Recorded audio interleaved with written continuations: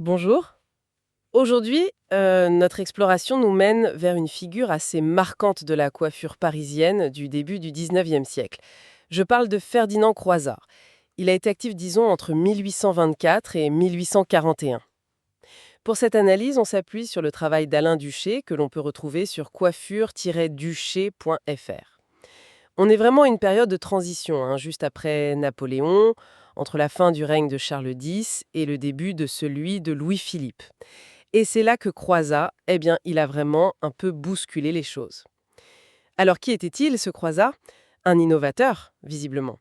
C'était un élève du coiffeur Caron, et il était reconnu pour son goût, son habileté bien sûr, mais aussi pour sa curiosité et son esprit de recherche, ce qui était peut-être moins courant. Il ne se contentait pas de coiffer, en fait.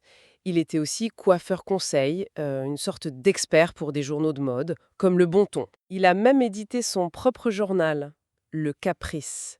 Et puis il y a ce surnom, le Napoléon de la coiffure. C'est quand même assez parlant, non? Ah oui, Napoléon, ce n'est pas anodin du tout. Ça suggère une ambition certaine, une volonté de structurer son art, peut-être même de le dominer, un peu d'y mettre des règles, une méthode.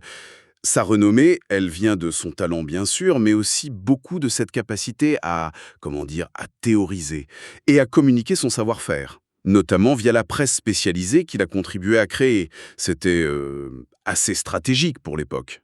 D'accord. Et cette approche, elle allait plus loin que la simple communication, j'imagine. On parle d'une démarche presque scientifique. Oui, absolument.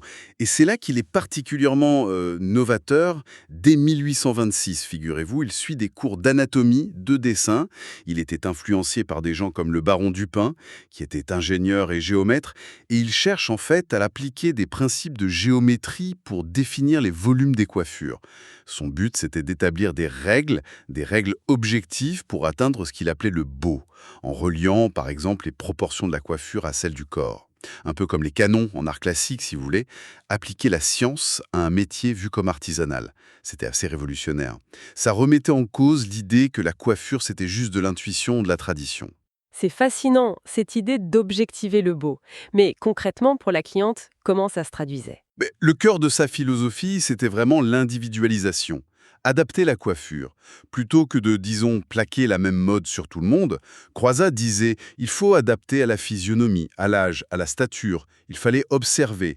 Il distinguait même des genres de visages, sévères, gracieux, simples ou mixtes. Il utilisait aussi la cranioscopie, c'est-à-dire l'étude de la forme du crâne. Pourquoi? Parce qu'à l'époque, les coiffures étaient souvent très plaquées, tirées en arrière, et ça pouvait révéler la moindre bosse, la moindre irrégularité du crâne. Donc l'étudier, ça permettait de choisir une coiffure qui harmonise la forme générale de la tête. Tout tournait autour de ce mot, harmonie. C'est vraiment le concept clé. La coiffure devait s'accorder au visage, oui, mais aussi aux vêtements, aux bijoux, à la silhouette entière. Une vision d'ensemble.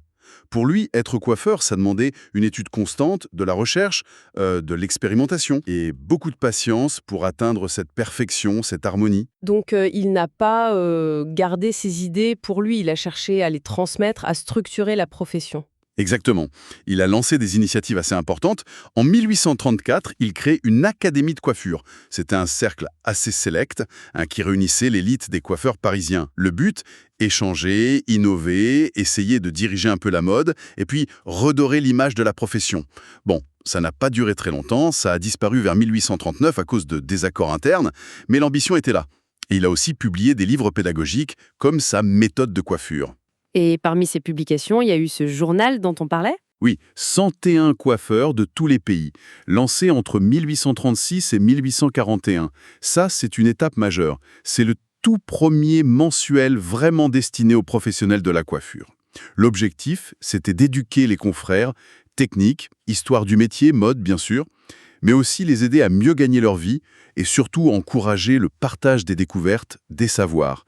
Une sorte de plateforme collaborative bien avant l'heure. On voit souvent écrit breveté du gouvernement à côté du nom de Croizat.